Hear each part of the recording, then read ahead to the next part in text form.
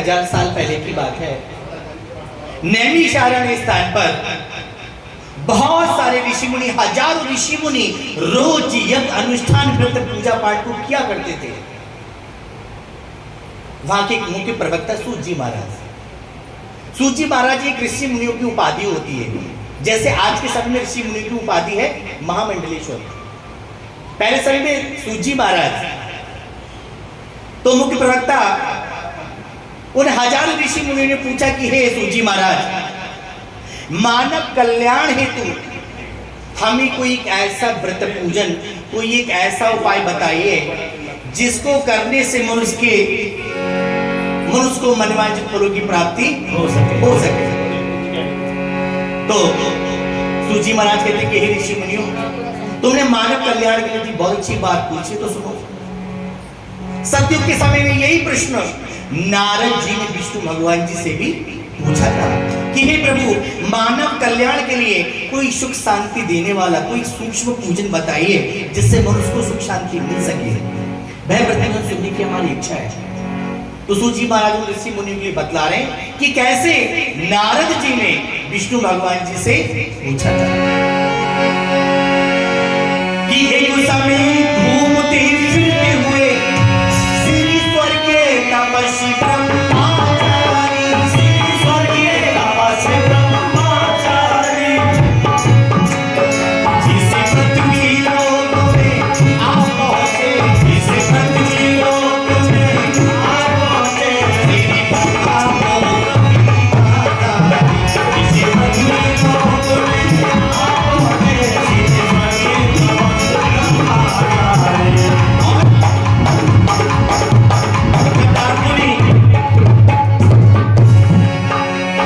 दिखाया विविध प्राणियों को भारी संताप उठाते हुए, दिखाया विविध प्राणियों को भारी संताप उठाते हुए, दिखाया विविध प्राणियों को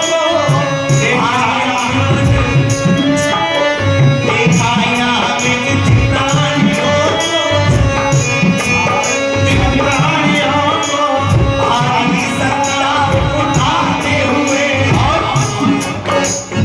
अन्याय स्वार्थ की भेदी पर, अन्याय स्वार्थ की भेदी पर प्राणों की हैत चढ़ाते हुए, अन्याय स्वार्थ की भेदी पर प्राणों की हैत चढ़ाते हुए, अन्याय स्वार्थ की भेदी पर प्राणों की हैत चढ़ाते हुए।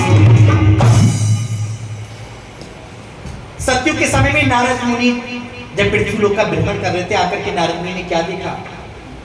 कोई प्राणी किसी प्रकार से दुखी हो रहा है, कोई किसी से कोई रोग से पीड़ित है, पति पत्नी पिता पुत्र, ज्यादातर परिवार में कलेश और दुख फैले हुए थे। नारद मुनि से उनके दुखों को नहीं देखा गया। नारद मुनि अपने पिताश्री ब्रह्मा जी के पास पहुंचे और कहा कि हे पिताश्री, पृथ्वी लोक में बहुत सारा कलेश और दुख फैला हुआ है, हम चाहते हैं उनके ज्यादा से ज्यादा कष्टों को दुखों को दूर करने के लिए हे पिताश्री कोई उपाय हो तो बताइए। ब्रह्मा जी कहने लगे हे नारद मुनि, तुमने बहुत अच्छी बात पूछी है जी। तो ब्रह्मा जी ने कहा कि हे पुत्र नारद मुनि, हमें तो सृष्टि को बनाने के लिए, सभी प्राणियों को उत्पन्न करने के लिए जन्म मिला है। हमें प्रकृति ने सभी प्राणियों को उत्पन्न करने के लिए जन्म मिला है।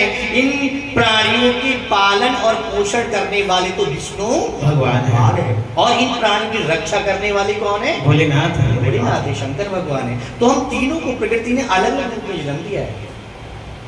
इतना सुन करके नारद मुनि बड़े प्रसन्न हुए। जब प्रसन्न होते हैं तो नारद मुनि अपनी पिताश्री की आज्ञा को मान करके विष्णु भगवान जी के धाम पहुंचते हैं। कहां पहुंचे? बद्रीनाथ स्थान। बद्रीनाथ स्थान पर विष्णु भगवान जी शयन कर रहे हैं, महालक्ष्मी उनकी चरण कमलों को दबा रही है। नारद मुनि पहुंचते, भगवान निद्रा में थे, आराम कर रहे थे। नारद ने प्रभु को जगाने के लिए महामंत्र का जाप किया। यहाँ पर बैठे हुए हम सभी लोग उस महामंत्र का जाप करेंगे। श्रीमन्नारायण नारायण नारायण श्रीमन्नारायण नारायण नारायण जय जय नारायण नारायण नारायण जय जय नारायण नारायण नारायण श्रीमन्नारायण नारायण नारायण श्रीमन्नारायण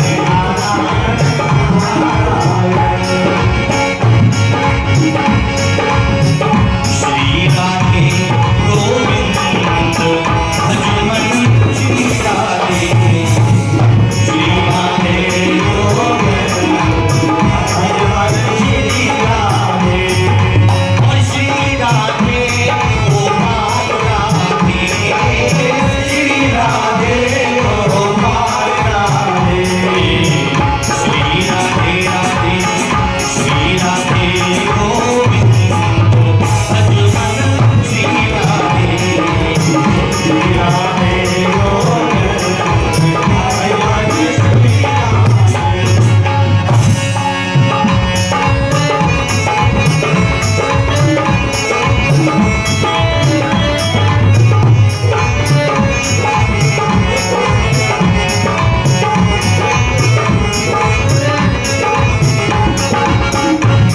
और कहते हैं कहीं धूप और कहीं है छाया ये प्रभु सब तेरी माया कहीं धूप तो कहीं है छाया ये प्रभु सब तेरी माया ये प्रभु सब तेरी माया श्री राधे राधे श्री राधे गोविंद भजमन श्री राधे श्री राधे गोविंद भजमन श्री राधे गोविंद भजमन श्री राधे श्री राधे गोविंद भजमन श्री राधे। नारद मुनि ने प्रभु को जगाने के लिए महामंत्र का जाप किया। प्रभु उठते हैं, कहते हैं अबो नारद आज कैसे कैसे आना हुआ। नारद मुनि कहते हैं कि हे प्रभु हम पृथ्वी वासियों के दुखों को देख करके आए हैं। हे प्रभु हम चाहते हैं कि उनके ज्यादा से ज्यादा कष्टों को दुखों को दूर करने के लिए हे प्रभु कोई उपाय हो तो बताइए बताइए। पृथ्वी लोक में मनुष्य ढंग से नहीं रह पा रहे हैं, परिवार के साथ मिलकर के नहीं रह पा रहे हैं, पति पत्नी पिता पुत्र जातर परिवार में कलेश और दुख फैला हुआ है। भगवान कहते कि हे नारायण तुमने प्राणियों के हितों के लिए बहुत अच्छी बात पूछी है, पर मनुष्य जो है वो अपने अपने कर्मों के द्वारा अनेक प्रकार के दुखों का कारण बनते हैं। जो मनुष्य जैसा कर्म करते हैं उनको अगले चल करके वैसा ही फल प्राप्त होता है। नारद मुनि कहने लगे हे प्रभु कभी कभी अच्छे लोगों को भी बुरा फल प्राप्त मिल जाता है। तो भगवान ने कहा हाँ हम उनके लिए एक ऐसा उपाय बतलाएंगे जिससे हर लगे ना फिक्री रंग भी चौखा हो जाए, जिसको करने से मनुष्य को मनवांछित फलों की प्राप्ति हो सके। नारद मुनि कहते कि प्रभु में कैसा उपाय है बताने की कृपा करें। भगवान कहते कि हे नारद मुनि पहले ये बताओ ये देखो कि सबसे ज्यादा पूजा पाठ पृथ्वी लोक में कहाँ कहाँ होती है, कहाँ होती है। नारद मुनि कहते हे प्रभु सारी पृथ्वी पर पूजा पाठ होती है। पहले समय में कोई ईसाई नहीं था, पहले समय में कोई मुस्लिम नहीं थे, पहले समय में कोई सिख सरदार नहीं थे, सारा सत्य सनातन धर्म ही था। व्रत पूजा पाठ को मानने वाले ही थे, अखंड भारत ही पूरी दुनिया था। तो नारद मुनि का ये प्रभु एक नीचे चल करके एक स्थानीय नैमिषारण्य स्थान में वहां चलना चाहिए। तो सतयुग के समय में नारद और विष्णु भगवान जी बद्रीनाथ से चल करके कहां पर आए, नैमिषारण्य, सीतापुर जिले में उत्तर प्रदेश में स्थित है। इतना सुन करके नारद जी विष्णु भगवान जी नैमिषारण्य स्थान पर आते हैं। आकर के जो हजारों ऋषि मुनि रोज यज्ञ अनुष्ठान व्रत पूजा पाठ को किया करते थे, उन्हें एक सुंदर आसन सुशोभित किया, आसन सजाया, प्रभु को बैठाला। तब नारद जी ने हाथ जोड़ के निवेदन किया कि हे प्रभु, भय उपाय, भय व्रत, भय पूजन बताने की कृपा करें। हे प्रभु, कैसा पूजन जिसको करने से मनुष्य को मनवांछित फल प्राप्त होते हैं? कैसे वो अपने परिवार के साथ मिलकर के रह सकता है? कैसे वो अपने संबंधियों के साथ मिलकर के रह सकता है? कैसे वो अपने अंदर सामाजिक पन ला सकता है, प्रेम भाव ला सकता है? तो भगवान वहां बतलाते कि हे नारद मुनि, हे ऋषि मुनि, सुनो कि कर पूजन भोग लगा करके और पंचामृत आदि प्रसाद दो, पंचामृत आदि प्रसाद दो, देवाद प्रेम से सबके लिए, देवाद प्रेम से सबके लिए, हर बात हो त्रिविध दिशा दो, देवाद प्रेम से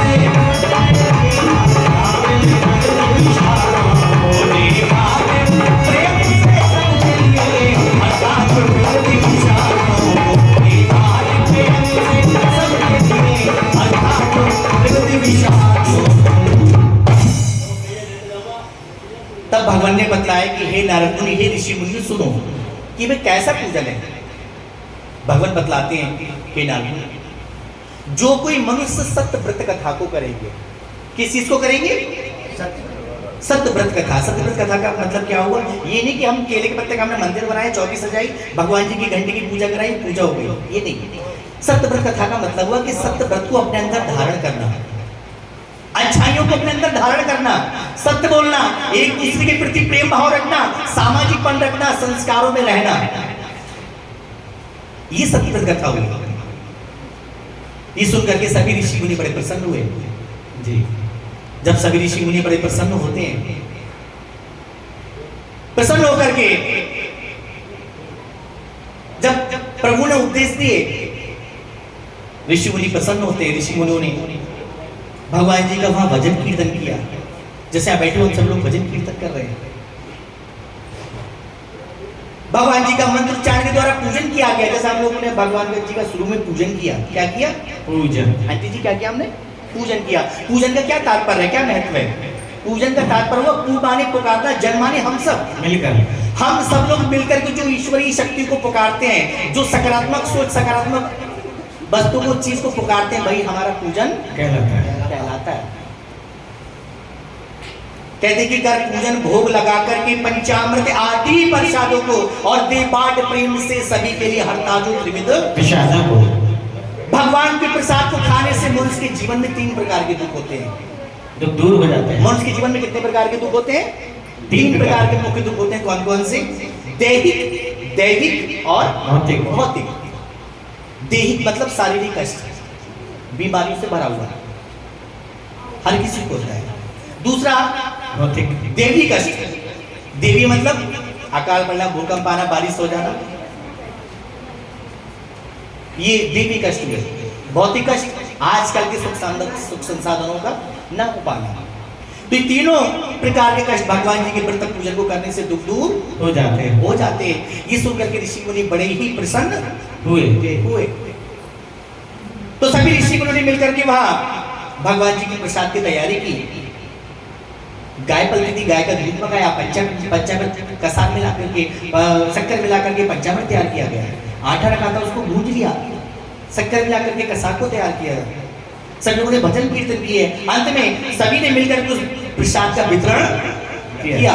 सभी लोगों को बड़ा आनंद आया भगवान की भक्ति में, और फिर सभी लोग गुणगान करने लगे भगवान जी ने किस प्रकार से। श्री कृष्ण गोविंद हरे मुरारी, हे नाथ नारायण वासुदेव। श्री कृष्ण गोविंद हरे मुरारी, हे नाथ नारायण वासुदेव। श्री कृष्ण गोविंद हरे मुरारी, श्री कृष्ण गोविंद हरे मुरारी, हे नाथ नारायण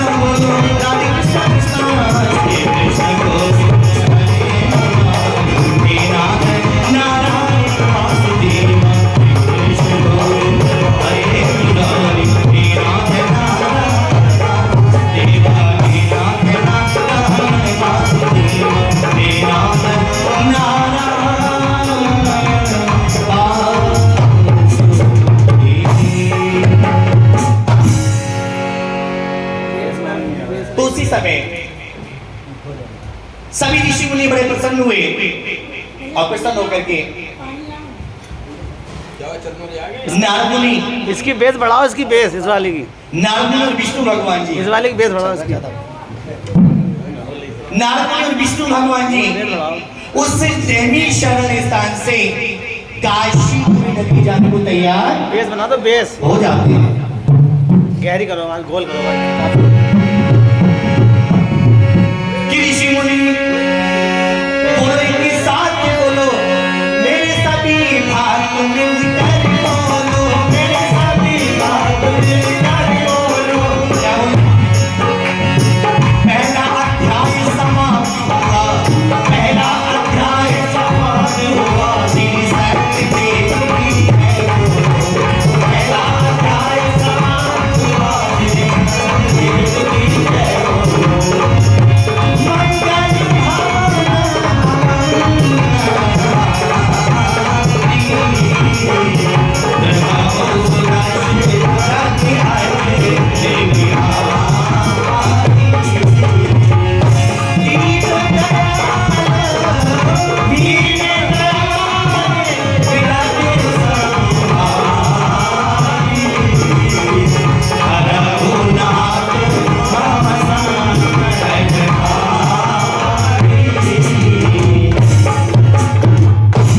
बोलो सत्यनारायण भगवान की जय। पुष्प अर्पण कर दो।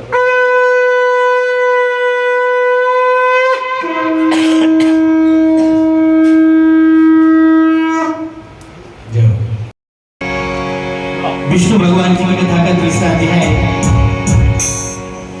तीसरे अध्याय में एक उल्कामुख नाम के राजा थे। राजा का क्या नाम था? उल्कामुख नाम के एक राजा थे।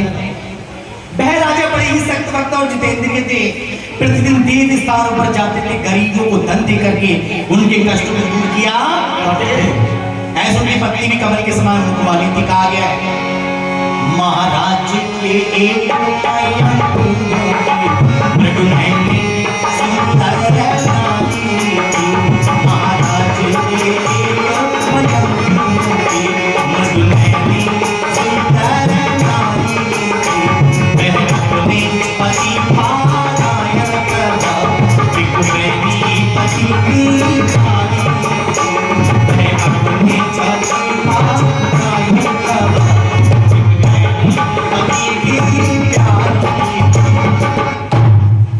कहते हैं जो जल वाली नाव में ये सज्जन को काम, दोनों हाथ लीजिए, ये सज्जन को काम। वह राजा रानी दोनों प्राणी एक भद्रशिला नदी के किनारे, पंडित जी महाराज के साथ। नदी का क्या नाम था? भद्रशिला नदी। उस नदी किनारे भगवान का पूजन कर रहे थे। आज के समय में उस नदी का नाम है सोनभद्रा नदी, जो मध्य प्रदेश राज्य में है। तो उसी राज्य में वह राजा और उनकी पत्नी रानी दोनों प्राणी, एक बहुत बड़ा पंडाल लगा हुआ था, भंडारे की व्यवस्था थी, व्रत पूजा पाठ चल रही थी। उनके पास के नगर के एक साधु बनिया। कौन था? साधु बनिया, जो कि जगत सिद्ध व्यापारी था और राजा के सम्मुख आ पहुंचा, जो कि धन का धवल पुजारी था। साधु बन के पास धन की कोई कमी नहीं थी। कमी क्या थी? उसके घर में कोई संतान नहीं थी। कि कामना पुत्र की जो करके पूजन पुजार विधान करे, पूजन पुजार विधान करे, पूजन पुजार विधान करे, पूजन पुजार विधान करे। निश्चय उसको प्रतिभाशाली, निश्चय उसको प्रतिभाशाली, नारायण को प्रदान करे। निश्चय उसको प्रतिभाशाली, नारायण को प्रदान करे। निश्चय उसको प्रतिभाशाली, नारायण को प्रदान करे। निश्चय उसको प्रतिभाशाली नारायण को प्रदान करे। तो जब राजा रानी व्रत पूजा पाठ कर रहे होते हैं, साधु बनिया व्यापार के लिए जा रहा था, उसे देखा बहुत बड़ा पंडाल लगा हुआ है, गया देखता है कि राजा रानी पूजा पाठ कर रहे हैं। पूजा पाठ समाप्त हुई, प्रसाद बटा, प्रसाद सबको मिलता है, भंडारा भी था, भंडारा भी खाया और अंत में महाराज से हाथ जोड़ के निवेदन करता है कि महाराज की कही है महाराज कृपा करके तुम ये किसका पूजन करते हो, तुम ये किसका पूजन करते हो और किसका पूजन करते हो, आप किसका पूजन करते हो और किसके आनंद में आकर के, किसके आनंद में आकर के आनंद हृदय में भरते हो, किसके आनंद में आकर के आनंद हृदय में भरते हो, किसके आनंद में आकर के आनंद हृदय में भरते हो। आप ये क्या कर रहे हैं महाराज? महाराज ने कहा हे साधु बनिए, ये हम सत्यनारायण भगवान की पूजा कर रहे हैं। किसकी पूजा हो रही है? सत्यनारायण भगवान जी की पूजा कर रहे हैं। इनकी कृपा से हमारे यहाँ धन धान्य की वृद्धि होती है, निर्धन धनी होते हैं, बंदी को मुक्त हो जाते हैं, निर्विघ्नों की संतान प्राप्त होती है, सारे मनोरथ पूर्ण होने के बाद में अंतिम श्रद्धा वैकुंठ धाम को चला जाता है। जब उस साधु बनी ने संतान का नाम सुना, साधु बनी कहता है कि हे महाराज, मेरे घर पर सबसे बड़ी चीज की कमी है, मेरे घर में कोई संतान नहीं है। यदि आपके बताए मेरे घर पर यदि लड़के के बजाय यदि लड़की भी जन्म ले लेगी तो मैं इस व्रत पूजा पाठ को खूब धूमधाम से कराऊंगा, मैं आज संकल्प लेता हूं। साधु भाई ने संकल्प लिया कि बनी ने संकल्प लिया और सोमा ऋषि भगवान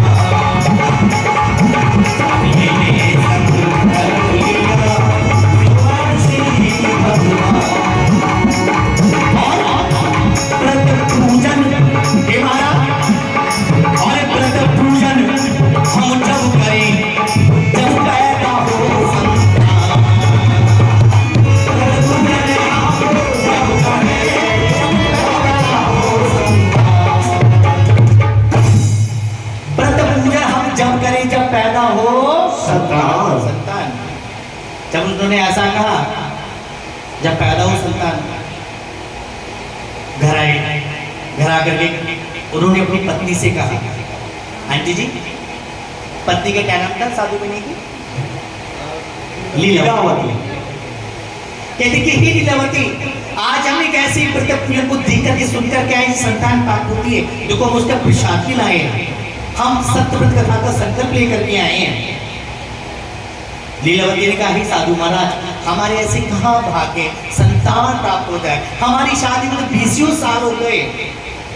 साधु मानेंगे नहीं लीलावती, बड़े बूढ़े लोगों का कहना है कि 12 वर्ष के बाद तो बूढ़े के दिन भी बढ़ जाते हैं। आप चिंता ना करो, इस प्रसाद को खाओ, चिंता मत करो। लीलावती प्रसाद को खा लेती है। प्रसाद को खाने के बाद में लीलावती कुछ महीने बाद गर्भवती हो जाती है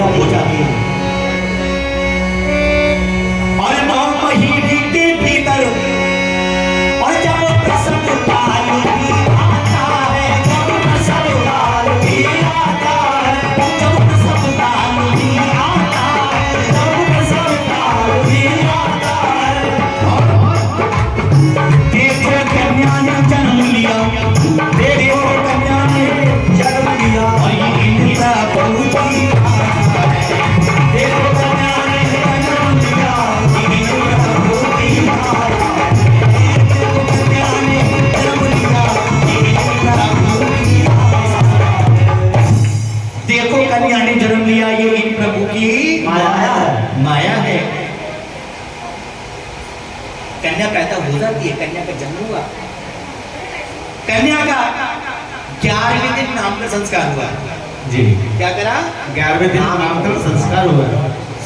खूब भंडारा किया, खूब सभी को खिलाया, खूब सभी को पिलाया, पैसा लुटाया, हाँ, नाट भाटों को सबको दान दिया, खूब दान दिया। जब कुछ महीने के बाद में एक दिन लीलावती को याद आई, लीलावती का ही साधु महाराज, आपने एक बार संकल्प लिया था कि व्रत पूजन हम जब करें जब पैदा हो। देखो अब तुम्हें समय आ गया है, अब आप भगवान की पूजा करा लो। साधु महाराज ने कहा लीलावती तुम जानती हो, देखो अभी हमने कुछ महीने पहले कन्या का नामकरण संस्कार किया, कितना भंडारा किया, कितने अच्छे होटल में खिलाया पिलाया। अच्छा तो तुम जानती हो कोई पैसे आम के पत्ते थोड़ी जम जाए, तोड़ो जम जाए, खर्च कर लो भाई, कमाने में थोड़ा बहुत वक्त लगता है। साधु महाराज ने नहीं सुनी लीलावती, पूजा पाठ को नहीं किया, आगे के लिए आश्वासन दे दिया। 2-4 साल बीत गए, लीलावती ने और कहा पूजा पाठ करो, नहीं। कितनी देर में लॉकडाउन लग गया, सोच बढ़ती चली गई, भगवान जी की पूजा पाठ नहीं हो पाई। कन्या 14-15 साल की हो गई। कितने साल की हो गई? 15-16 साल। 15-16 साल की हो जाती है। 15-16 साल के बाद उस कन्या का विवाह संस्कार कर दिया जाता है। क्या कर दिया जाता है? विवाह संस्कार कर दिया जाता है। विवाह संस्कार कर दिया जाता है कि जब पुत्री बिहार योग्य हुई, मन चिंता उस पे भारी के, मन चिंता उस पे भारी के, मिल जाए कोई योगवर, मिल जाए कोई योगवर, तो मेरे हाथ का योग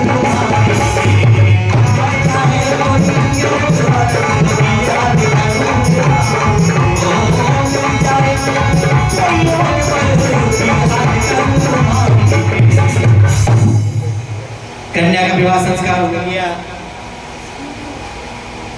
अकेली कन्या थी, जमाई साहब को उन्होंने घर पर रख लिया। एक रोज लीलावती को याद आती है। क्या होती है? याद आ जाती है, पूजन की याद आ जाती है। लीलावती को याद आती है। लीलावती कहती है हे साधु महाराज, उसको डर भी लग रहा था। साधु महाराज से कहते हुए लीलावती को डर लग रहा था, पति से। 14-15-16 साल बीत गए, उन्होंने आज तक अपने घर में भगवान जी की कथा पूजा नहीं कराई। नकारात्मक सोच। हाँ, लीलावती सोचने लगी इन्होंने आज तक भगवान जी की पूजा नहीं कराई है, और वैसे भी अभी भी लल्ली की शादी हुई है। यदि अभी भी इनसे मैं कहूंगी करो पूजा नहीं करेंगे पूजा और मेरी कर देंगे ये पूजा, थम पूजा। तो डर के मारे लीलावती ने नहीं कहा, बेचारी चुप हो जाती है। उस जमाने में स्त्रियां अपने पतियों से कितना डरती थी उस जमाने में, पर आज के समय में अरे आज भी पृथ्वी दिनों से खाली नहीं है प्रभु, नहीं डराती है। कोई नहीं, सही बात यही है कि पति पत्नी को एक दूसरे से डरना ही चाहिए, तभी घर चल सकता है, और ये बहुत जरूरी भी है। तो जब उन्होंने भगवान जी के पूजन को नहीं किया, लीलावती बेचारी चुप हो जाती है, पूजा पाठ को नहीं किया। अकेली कन्या थी, जमाई साहब को घर पर रख लिया। दोनों ससुर जमाई दूसरे नगर में जाकर के, राजा चंद्रकेतु के नगर में, रत्नापुर नगरी में जाकर के व्यापार करने के लिए चले जाते हैं। वही दोनों ससुर जमाई दिन में व्यापार किया करते थे। दिन में क्या करते थे? व्यापार। और रात्रि में आकर के राजा के महल के किनारे आकर के विश्राम किया करते थे।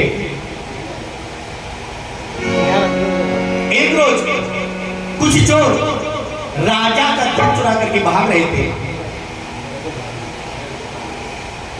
जब राजा का धन चुरा करके कुछ चोर भाग रहे होते हैं, उन चोरों ने घबरा करके धन मार दिया जहां पर रात्रि में ससुर जमाई ठहरे हुए थे, विश्राम कर रहे थे। इतनी देर में राजा के मंत्री आ जाते हैं कि इतने में आए राजदूत और पकड़ बहस को लेते हैं, और पकड़ बहस को लेते हैं। बेड़ियां दोनों के पास ही खड़ी, बेड़ियां दोनों के पास ही खड़ी, और खूब सगोरे लेते हैं। बेड़ियां दोनों के पास ही खड़ी, और खूब सगोरे लेते हैं।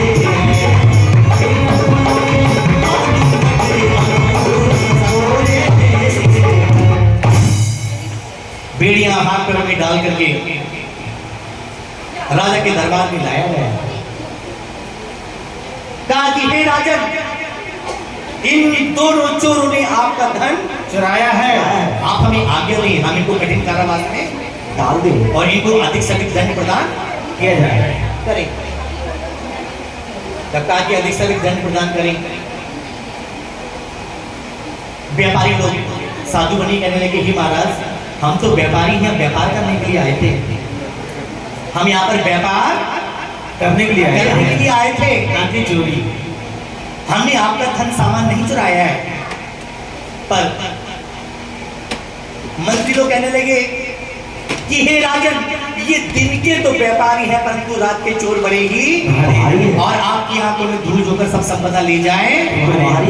हे राजन जैसी आपकी मर्जी, आपने छोड़ो चाहे बंदी गृह में डालो। तब राजा के समझ में आया कि हाँ, किसी मनुष्य के चेहरे पर लिखा नहीं होता किस समय बाद स्वभाव उसका बदल जाएगा। जेल में डाल दिया, अधिक से अधिक दंड देने लगे। और घर पर की ऐसी नौबत आ जाती है, लीलावती कलावती दोनों माँ बेटी अकेले रहा करती थी। कुछ दिनों के बाद में दोनों माँ बेटी को बांध करके चोर डाल गए और चोर घर में जो भी था सब चोर चुरा के ले गए। कुछ दिन तो सही चला, उसके बाद में परिवार वालों ने भी देने से मना कर दिया और उनके भी हालात भी भिखारियों जैसे हो गए। किस अच्छी कवि ने अच्छे ढंग से कहा है, क्या कहा? और इस जन्म में ना सही तो अगले जन्म में मिलता है, और अपने अपने कर्मों का फल सबको मिलता है, अपने अपने कर्मों का फल सबको मिलता है।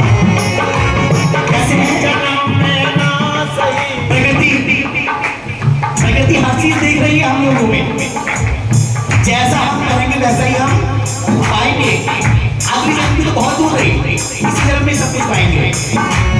और इस जन्म में ना सही, इस जन्म में तो अगले जन्म में मिलता है, अपने अपनी कर्मों का फल सबको मिलता है, अपने अपने कर्मों का फल सबको मिलता है, और अपने अपने कर्मों का फल सबको मिलता है।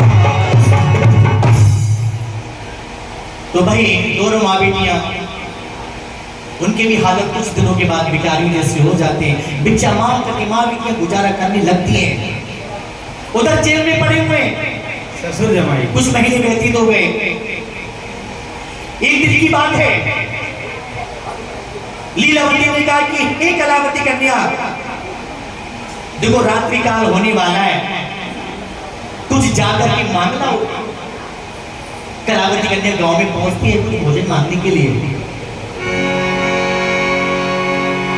एक दिन कलावती कन्या ब्राह्मण के घर पर आई, एक दिन कलावती कन्या ब्राह्मण के घर पर आई, एक दिन कलावती कन्या उस ब्राह्मण के घर पर आई, एक दिन कलावती कन्या ब्राह्मण के घर पर आई। श्री सत्यदेव नारायण की, श्री सत्यदेव नारायण की वास्तव कथा होगी, श्री सत्यदेव नारायण की वास्तव कथा होगी, श्री सत्यदेव नारायण की वास्तव कथा होगी। ऐसे ही भगवान जी का पूजन हो रहा था। जब भगवान जी की पूजा पाठ हो रही थी, कलावती कन्या प्रसाद खाती है, थोड़ा भोजन भी किया और थोड़ा भोजन प्रसाद अपनी माँ के लिए भी ले आई।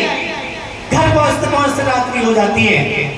माता ने फटकार लगाई, हे कलावती कन्या तुम कहां से आ रही हो? कलावती कन्या तुम कहां से आ रही हो? रात्रि गई। कलावती कन्या ने कहा कि हे माता, मैंने एक साधु ब्राह्मण किया, भगवान जी की पूजा पाठ होती देखिए, देखो मैं इसका प्रसाद लाई हूं।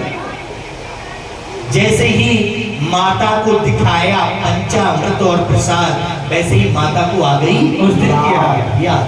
किस दिन की? जब संकल्प किया था साधु बनी ने कि जब हमारी कोई भी संतान होगी हम घर पर अपने भगवान का पूजन कराएंगे। तो लीलावती ने कहा कि हे कलावती कन्या, वह पूजन तुम्हारे पिताजी ने आज तक नहीं करवाई है, हम लगाए भाई कष्ट भोग रहे हैं। तो लीलावती कलावती ने दोनों माँ बेटियों ने अगले दिन कोई भिक्षा मांगी, भिक्षा मांगने की जाती है और भिक्षा मांग करके सामग्री को लाती है। अपने गांव के पंडित जी महाराज जी को बुलाया, बुला करके उन्होंने अपने घर में ऐसे भगवान जी का पूजन कराया और भगवान से अपने पतियों के लिए प्रार्थनाएं की कि हे प्रभु, हमारे पति जहाँ भी हो वो शीघ्र घर पर आ जाए। बरसों होने वाले, कोई अता पता नहीं कहाँ है कहाँ नहीं। और भगवान से प्रार्थना कर रही है, प्रभु सुना है तुमने सबको तारा है, कृपा करके हमें भी तो तारो। मालिक कह रही है कि तारा है सारा जमाना प्रभु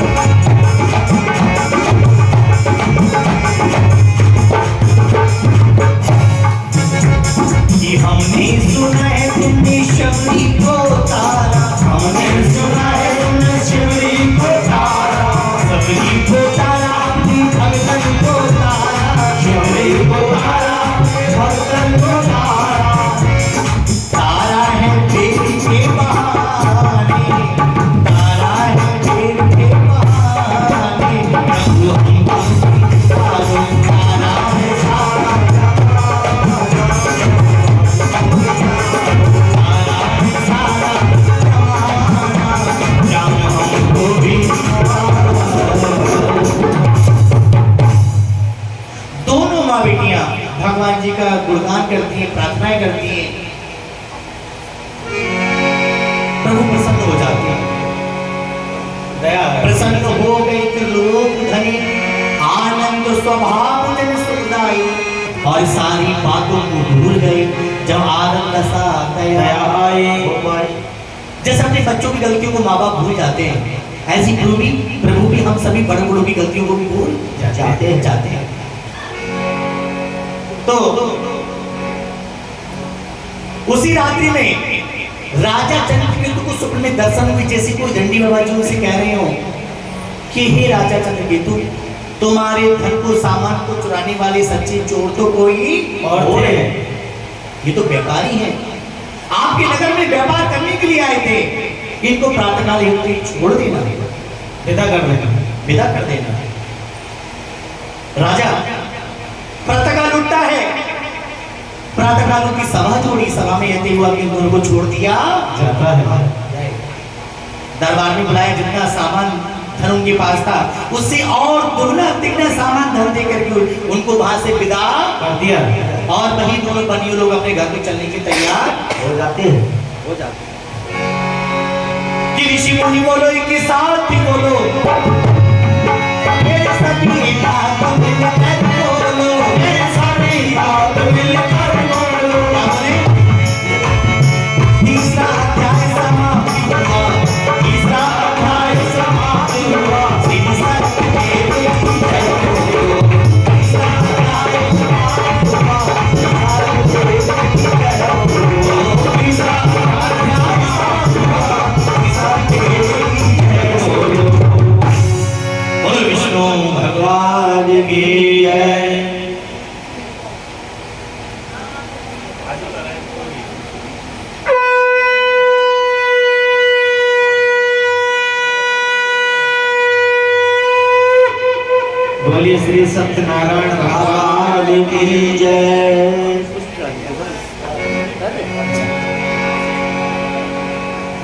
विष्णु भगवान जी की कथा का चौथा अध्याय।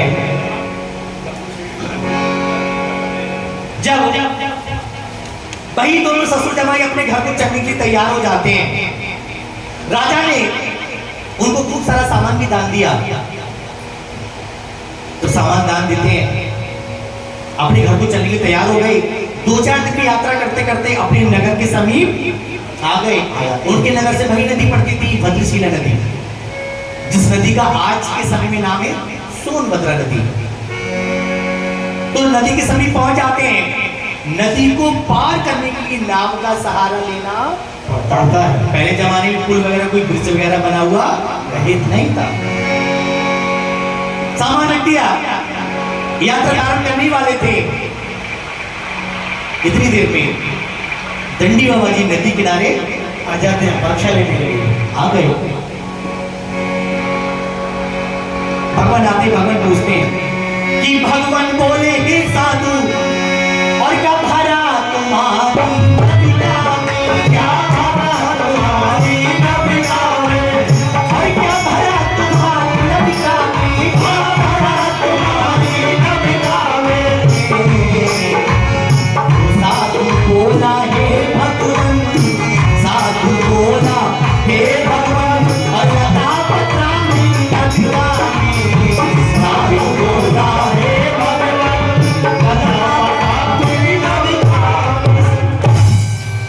साधु ने कहा हमारे नाम में तो लता पत्रा घास फूस वगैरह भरी हुई है। झूठ बोल गए। यदि आपको घास फूस की आवश्यकता हो तो ले लो, ले लो। दंडी बाबा जी को बड़ा गुस्सा आया। झूठ बोल रहे हैं। दंडी बाबा जी तो राजा से इतने सारे धन को सामान को लेकर के आ रहे हैं और आप तो झूठ बोल रहे हैं।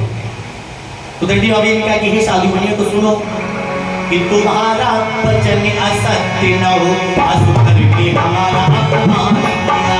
तुम्हारा वचन असत्य न हो, असुर करके मेरा अपमान किया। तुम्हारा वचन असत्य न हो, हंस कर मेरा अपमान किया। तुम्हारा वचन असत्य न हो, हंस कर मेरा अपमान किया। हो जाए ना तुम्हें पता, ये मैं करूँगी ऐसा। हो जाए ना तुम्हें पता, ये मैं करूँगी ऐसा। हो जाए ना तुम्हें पता, ये मैं करूँगी ऐसा। इतना कह करके दंडी बाबा जी कुछ नदी के किनारे जाकर के बैठ जाते हैं। आगे जाकर जब साधु बने ने नाव में जब घास फूस पत्थर को भरा हुआ देखा, अरे दंडी बाबा जी उसकी नून की नजरों को ऐसा बांध दिया जो उन्हें सब के सब घास फूस पत्थर जैसा दिखने लगा। साधु बनिया मूर्छित होकर के नाव में गिर जाते हैं। तब उनके दामाद जी कहते कि हे पिताश्री आप शोक ना करें, ये दंडी जी का श्राप लगता है, हमारे यही समझ में आता है। देखो दंडी बाबू बैठे हुए नदी किनारे। तो साधु ने कहा कि हाँ चलो जमाइए जाओ, इनसे क्षमा प्रार्थना करते हैं, कानून से असत कानून से झूठ बोला। दोनों लोग मिलकर के दंडी बाबा के पैरों में गिर जाते हैं। कहते हैं कि भाग्य वरिष्ठ कष्ट थी और सेना पढ़ा महान, और निजी आश्रम के लिए प्रभु आप करो प्रस्ताव। फिर गलती हो गई क्षमा करो। पर साधु बनिया सोचने लगा, दंडी बाबा जी ने क्या कहा कि हे साधु बनिया, तुमने एक बार संकल्प किया था कि व्रत पूजन में जब करूं जब पैदा हो संतान। क्या बनिया भूलेगा ना? अब बनिया सोचने लगा साधु बनिया, ये बात तो मुझे और मेरी पत्नी को पता थी। जब भी हमारे घर में कुछ संतान होगी तभी हम अपने घर में भगवान जी का पूजन करेंगे। यानी इन दोनों को कैसे मालूम? यानी दाल में कुछ काला है। ये साधारण और उसमें कुछ लग रहे हैं। उनके पैरों में गिर जाते, रोने लगते कि दंडी बाबा जी हम घर पहुंच करके अवश्य भगवान का पूजा कराएंगे, हमें क्षमा कर दीजिएगा। आ जाते हैं नदी पर, नाव पर आ गए। नाव जो भी भरी हुई थी। आज से साधु बनिया भगवान जी का गुणगान करना प्रारंभ कर देते हैं। भगवान जी का गुणगान करते हैं।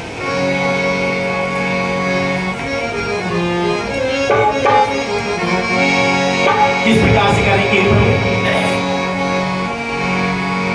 ओ हरे राम हरे राम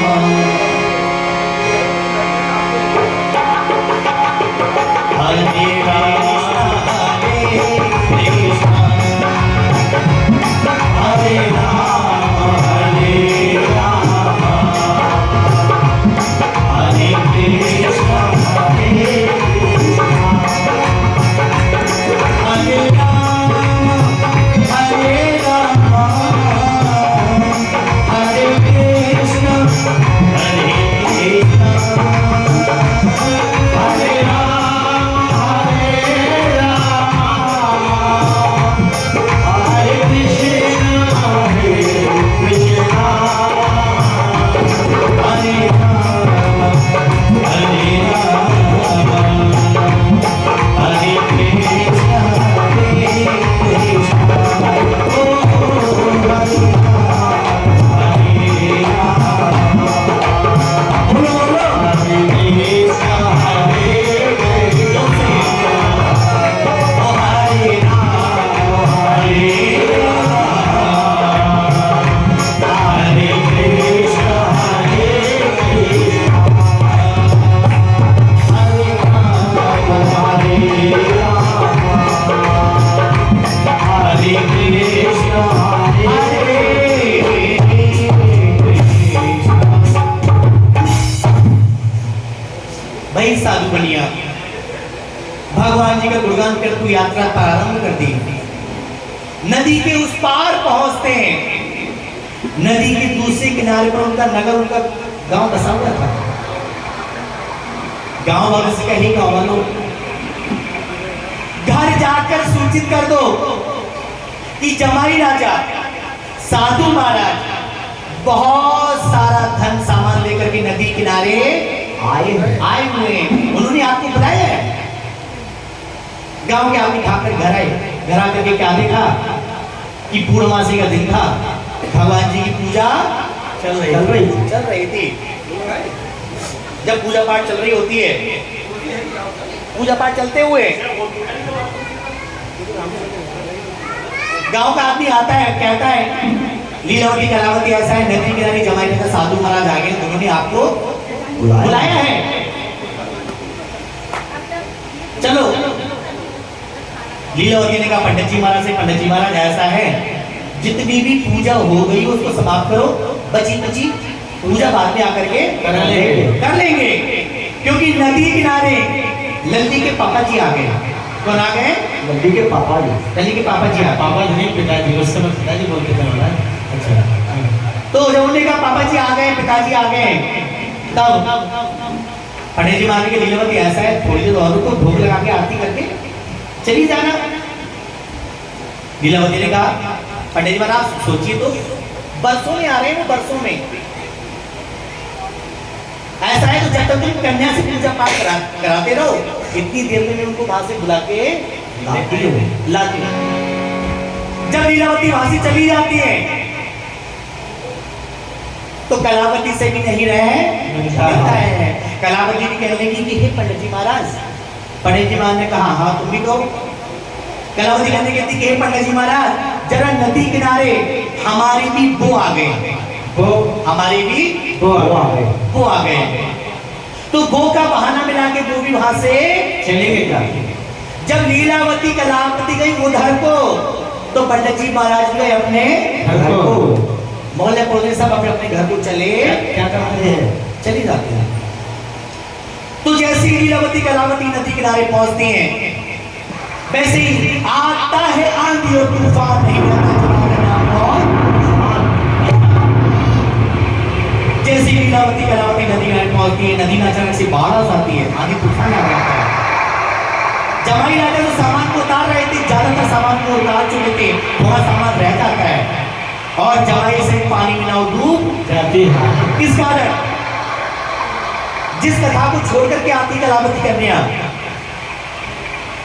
जब लीलावती कलावती जब घर का ही कोई सदस्य नहीं था, तो मोहल्ले पड़ोसी भी क्या करते हैं, वो भी सब अपने अपने घर को चले गए। पंडित जी भी अपने ठाकुर जी को लेकर वो भी अपने घर को चले गए। सारा सामान रखा हुआ रह गया। बाहर दरवाजे पर ड्यू डोजी साहब इख्तियार कर रहे थे, डीओजी यानी डॉग। आए 2-4 को स्टाफ वालों को और लाए, उन्होंने सबने ऐसा प्रसाद खाया, सबका सब तहस नहस कर दिया। भगवान जी के केले के पत्ते का मंदिर बना, तो सब तोड़ ताड़ के चले गए, अपमान हो गया। भगवान जी की पूजा पाठ का घोर अपमान होता है। इस कारण भगवान ने उनको दिख दिया। जमाई साहब की नाव पानी में डूब जाती है। उधर साधु बनी ने मल्लाहों की गोताखोरों के नाविकों के द्वारा जमाई रानी को ढूंढवाना प्रारंभ कर दिया।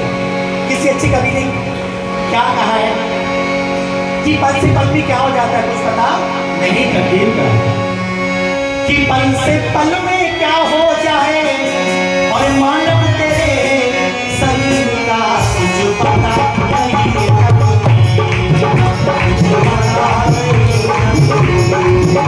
कुछ पता नहीं तकदीर का, कुछ पता नहीं तकदीर का, कुछ पता नहीं तकदीर का, कुछ पता नहीं।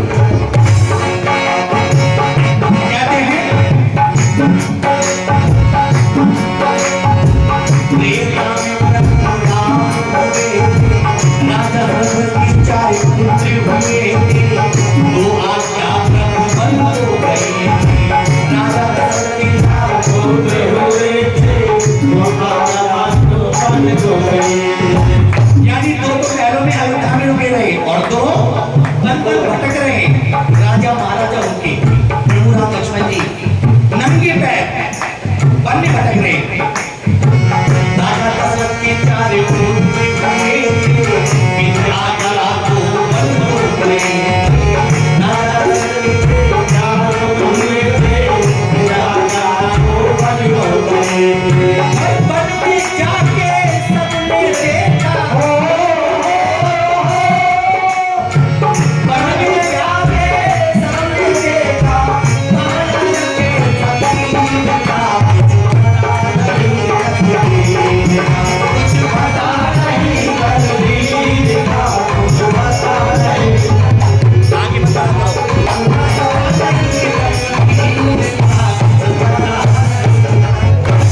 और कहते हैं सतयुग में राजा हरिश्चंद्र हुए थे, सतयुग में राजा हरिश्चंद्र हुए थे, तीनों प्राणी का सिर विषण हुए थे। और इस सत्य के कारण हरिश्चंद्र ने, सत्य के कारण हरिश्चंद्र ने और घड़ा उठाया तीर का, कुछ पता नहीं तकदीर का, कुछ पता नहीं तकदीर का, कुछ पता नहीं तकदीर का, कुछ पता नहीं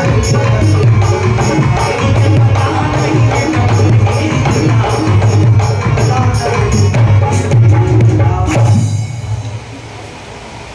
कुछ पता नहीं है कि किस समय पर आकर के किसका सिंहासन किससे क्या हो जाए। तो लीलावती कलावती दोनों माँ बेटियां रुदन मचा रही हैं। नदी किनारे बहुत सारी भीड़ लग गई, घंटे 2 घंटे बीत जाते हैं। जमाई लगा को नाविक लोग ढूंढ रहे हैं, काफी समय हो गया। कलावती कन्या अपने आप को सती होने के लिए तैयार हो जाती है, गले गले पानी में आ जाती है। भगवान से एक बार प्रार्थना और करती है। कहती कि हे प्रभु, तुझ में है शक्ति और मुझ में भक्ति, तो सुन लो मेरी आखिरी विनती। जिस तरीके से तुमने मेरे पति को नाव सहित पानी में डुबोया है, उसी तरीके से मेरे पति को ला दो, अन्यथा मैं भी सती हो जाऊंगी। हो जाऊंगी। तो गांव के ब्राह्मण जो घर पर पूजा पाठ करा तो कोई पता चला ऐसे हादसा हो गया, वो भी भाग करके नदी किनारे आए। उन्होंने कन्या को रोका, कहा कि कलावती कन्या रुको, अगला पैर पानी में मत क्योंकि तुमने भगवान का अपमान नहीं, तुम भगवान का अपमान करती तब भी वो सहन कर लेते। तुमने उनके प्रसाद का अपमान किया, तुमने भक्तों का अपमान किया है, तुमने ब्राह्मण जी का अपमान किया है। यदि घर जा करके दोबारा पूजा पाठ को कराओगी तो हो सकता है अपने पति को पाओगी, अदरवाइज नहीं। कलावती कन्या भाग करके घर आकर के व्रत पूजा पाठ की तैयारी ही कर रही थी। क्या कर रही थी? पूजा पाठ की तैयारी। व्रत पूजा पाठ की तैयारी कर रही थी। और भगवान से प्रार्थना कर रही कि हे प्रभु, कि तुम ही हो माता पिता, तुम ही हो बंधु सदा, तुम ही हो माता पिता, तुम ही हो बंधु सदा, और तुम ही हो साथी, तुम ही सहारे, कोई ना बोला सिवा तुम्हारे, कोई ना बोला सिवा तुम्हारे, कोई ना बोला सिवा तुम्हारे। तुम ही हो नैया, तुम ही की मैया, तुम ही हो नैया, तुम ही की मैया, तुम ही हो बंधु सखा, तुम ही हो माता पिता, तुम ही हो बंधु सखा। और कहती है कि हे प्रभु, हमने बहुत बड़ी गलतियां की हैं, अब हमें क्षमा करिएगा। कह रही हैं, और जो खिल सके ना वो फूल हमको है, तुम्हारे चरणों की धूल हमको है, तुम्हारे चरणों की धूल हमको है, तुम्हारे चरणों की धूल हमको है, तुम्हारे चरणों की धूल हमको है। दया की दृष्टि सदा ही रखना, दया की दृष्टि सदा ही रखना, तुम ही हो बंधु सखा, तुम ही हो माता पिता, तुम ही हो बंधु सखा, तुम ही हो माता पिता, तुम ही हो बंधु सखा।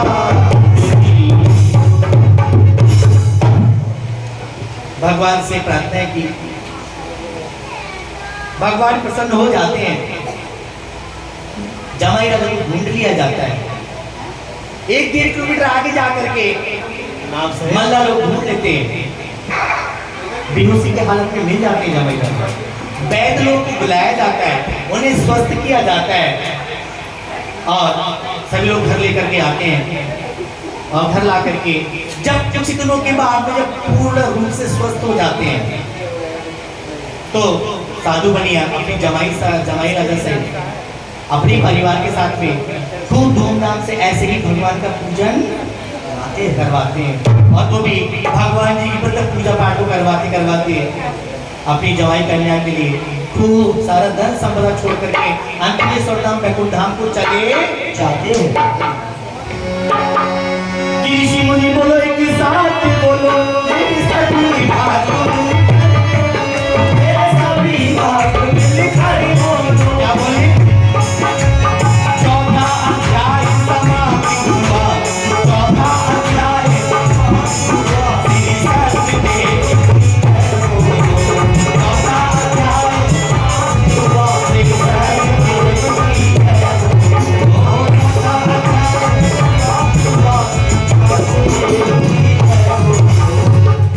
बोले विष्णु भगवान की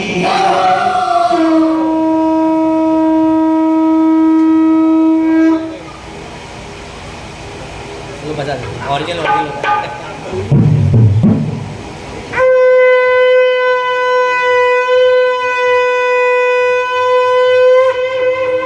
बोलिए श्री सत्यनारायण भगवान की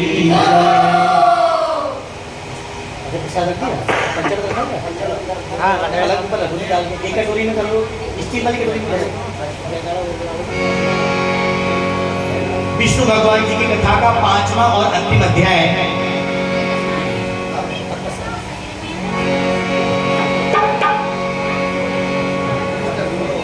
विष्णु भगवान जी की कथा का 5वें अध्याय में एक ध्वज नाम के राजा थे। वह राजा बड़े अभिमानी राजा थे। कैसे थे? अभिमानी राजा जाति बात का बड़ा भेदभाव क्या करते थे कि एक समय प्रजा पर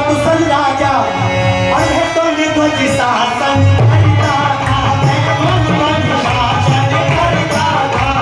मैं न्यायमूर्ति प्रभावशाली, मैं न्यायमूर्ति प्रभावशाली, सब राष्ट्र प्रजा के हरता था। मैं न्यायमूर्ति प्रभावशाली, सब राष्ट्र प्रजा के हरता था। कि पैसे तो था कुर्बान बहुत, और उसमें एक दोष भी था, और था अपने पद का मान बहुत, राजपाट मधुष भी था। कैसा था? अभिमानी राजा। हाँ, एक रोज जंगल में शिकार खेलने के लिए जाता है, रोज जाता था। एक दिन निकलता है और एक हिरण का शिकार करने लगता है।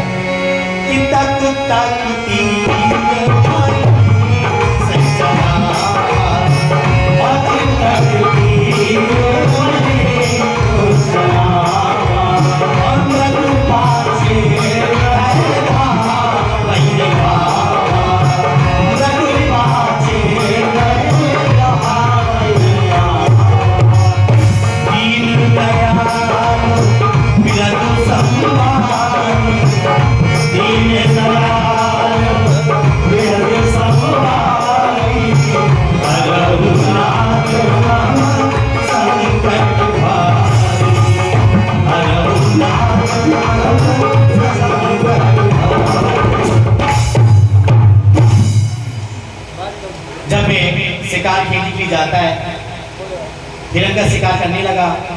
हिरण मारे के अंदर जंगल में ले जाता है, घोर जंगल में ले गया। राजा बेचारे अपने मंत्री से भी बिछड़ जाते हैं, राजा अकेले पड़ जाते हैं। घोर जंगल में ले जाता है, एक पेड़ के नीचे खड़े करके अपनी दूतों का मंत्रियों का इंतजार करता है। वहां मंत्री वगैरह नहीं, एक राक्षस एक भूत प्रेत आकर के बाद खड़ा होता है। वह राक्षस कहता है कि आज मैं कितने दूर से भूखा हूं, घोड़े काट नहीं जाए, इनको खा करके मेरा कितना सारा पेट भर जाएगा। राजा सोचने लगा, आए तो नमाज पढ़ने तो रोजा सही पड़े। उन्होंने कहा कि हे प्रेतोस प्रेतोस, हम तो ऐसे हैं जैसे कि ऊंट के मुंह में जीरा, हमें खा करके आपको कोई भी पेट नहीं, आप हमें छोड़ो तो हम कई गाँव के राजा हैं। ऐसा है, हम आपके भोजन का प्रबंध कर देंगे। उन्होंने कहा ठीक है, तो सुनो, ये देखो जंगल में आवाज आ रही है, देख करके किस चीज की आवाज आ रही है। और सुनो राजा, डगाते करके मत भागा, तुम आगे थोड़ी सूचित करो, भोजन का प्रबंध करो। राजा वहां जाता है, क्या दिखता है?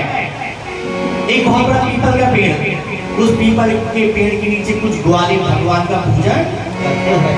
कि वहां बैठे सभी ग्वाल वृंद प्रसाद राजा के पास आए हैं, प्रसाद राजा के पास आए हैं। हरियर पत्तों के कोनों में, हरियर पत्तों के कोनों में पंचामृत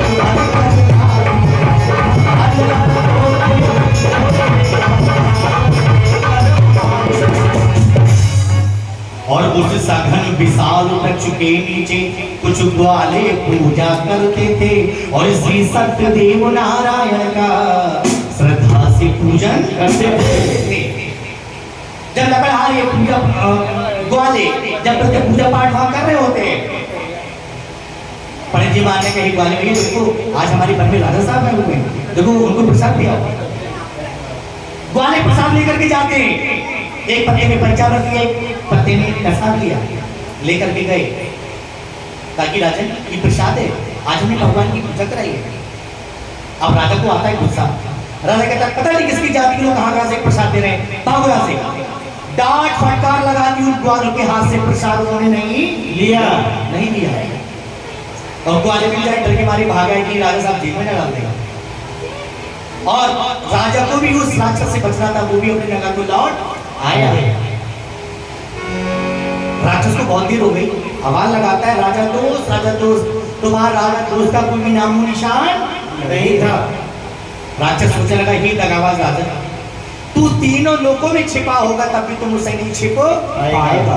कि राजा मैं तेरा बजा दूंगा बैंड और बाजा। उस राक्षस की दृष्टि कहां पड़ी? उस प्रसाद को, जो ग्वाले प्रसाद को छोड़ करके भाग गए। बड़े बड़े थाल में कसार भरा हुआ था, बड़े भगोने में पंचामृत भरा हुआ था। राक्षस को कुछ समझ नहीं आया, उसने भाई खाना शुरू कर दिया। प्रसाद से उसका पेट इतना भर जाता है, इतना भर जाता है, उसका राक्षस का पेट फट जाता है और वो अपनी प्रिय तीनों को क्या करके स्वर्ग वैकुंठ धाम को चला जाता है। और उस राजा का क्या हाल हुआ जब अपने नगर को लौट करके आया? प्रसाद हो गया। हाँ, कि धन धान्य आदि संतान सभी नष्ट हो गए सब काल।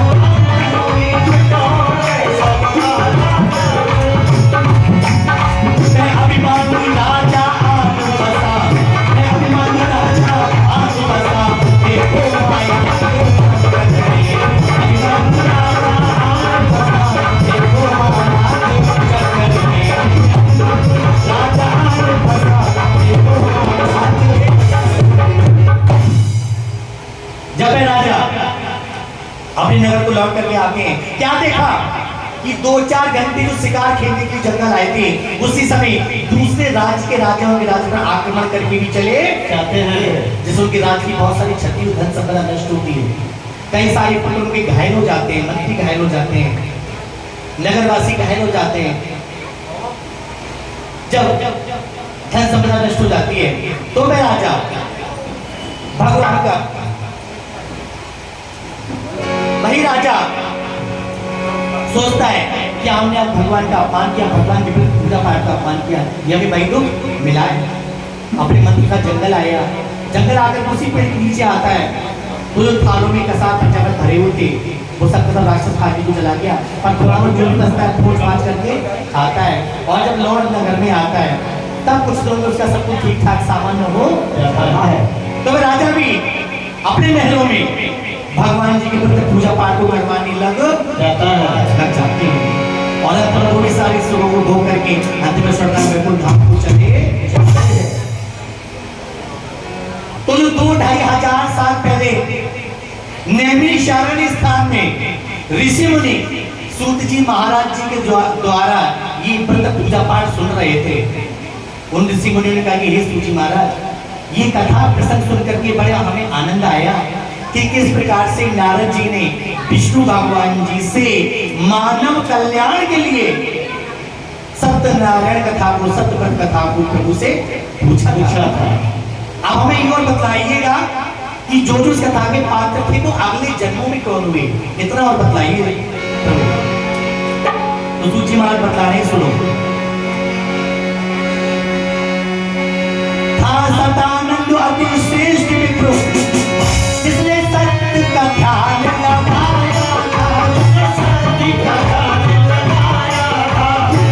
द्वापर में द्वापर में कई सुदामा बना, द्वापर में कई सुदामा बना, श्री कृष्ण ने द्वापर में सुदामा बना, श्री कृष्ण ने द्वापर में कई सुदामा बना,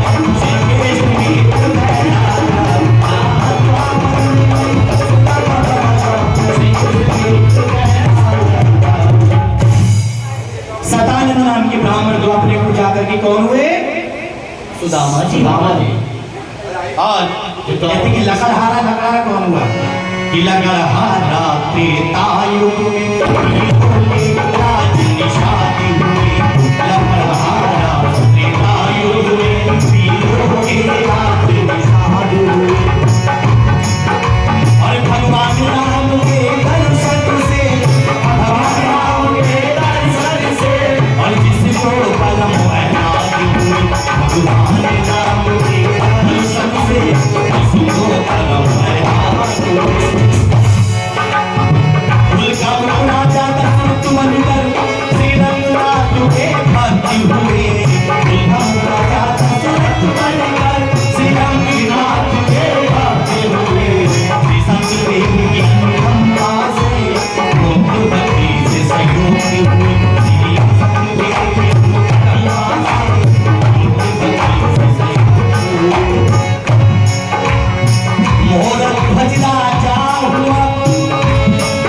जिसने श्री हरि को पाया था, मोर ध्वज राजा हुआ जिसने श्री हरि को पाया था, और जिसने प्राणों से प्रिय सुख की बलि देकर धर्म निभाया, जिसने प्राणों से प्रिय सुख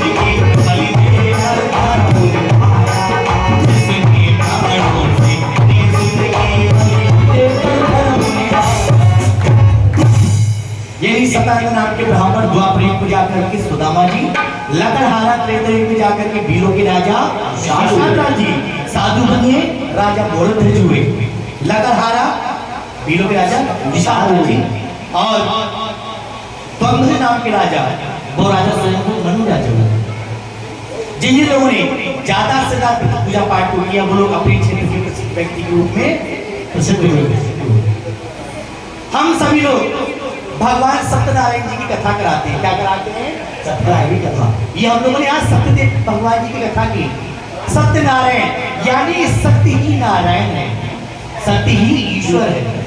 हमें आपस में एक दूसरे को बस एक दूसरे के प्रति सत्य बोलना चाहिए, सत्य के आचरण पर हमें नियम अपनाने चाहिए, एक दूसरे के प्रति सहानुभूति रखना चाहिए, एक दूसरे के प्रति हमें संवेदनाएं रखना चाहिए, धर्म संस्कारों में रहना चाहिए, दयावान होना चाहिए। इस व्रत पूजा पाठ के द्वारा हमें अनेक प्रकार के मनोवांछित फल हमें मिलते हैं। हमारे हिंदू संत सनातन धर्म जो है बड़ा ही सहनशील धर्म है। कैसा है? सहनशील, बहुत सहनशीलता, बहुत सोच विचार करके हम किसी कार्य को करते हैं। तो उसी समय से यानी सतयुग के समय से हम ये सत्यनारायण भगवान जी की व्रत पूजा पाठ करते हुए चले आज हमारे श्रीमान नवीन अग्रवाल जी दादाजी ने भगवान जी की पूजा अपने घर पर कराई। अपना घर, अपने परिवार, अपने बंधु बांधव, अपने रिश्तेदार, अपने संबंधी को सबको एकत्रित किया, एक दूसरे से मिलने का शुभ अवसर आया, एक दूसरे के प्रति विचार विमर्श हुए व्रत पूजा पाठ के द्वारा। तो हम सभी लोग सतयुग के समय से कई हजार सालों से भगवान जी की व्रत पूजा पाठ करते हुए चले आए। ऋषि मुनि बोलो एक साथ बोलो, मेरे सभी भाषण मेरे सभी बात क्या बोले? 5 अध्याय समाप्त हुए, 5 अध्याय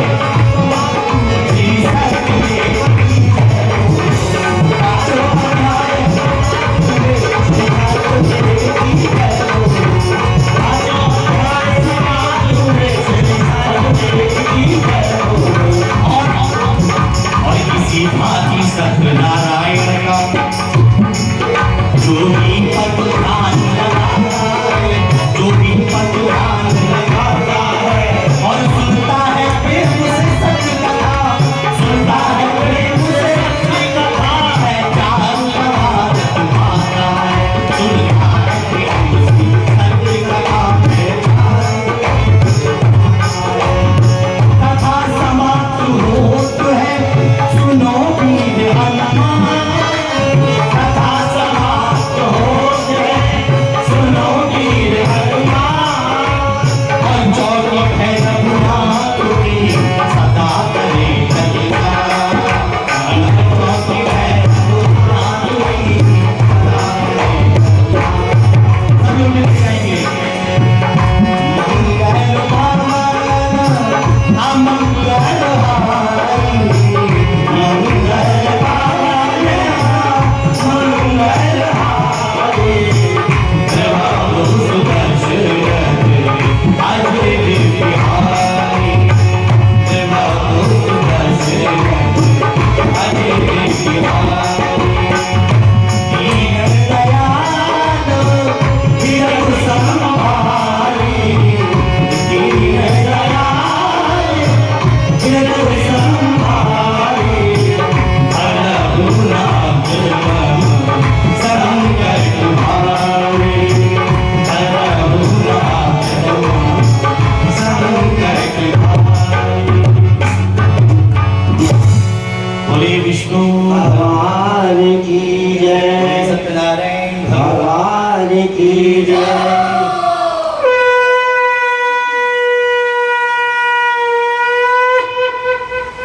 बोले श्री सत्यनारायण भगवान भगवान की जय।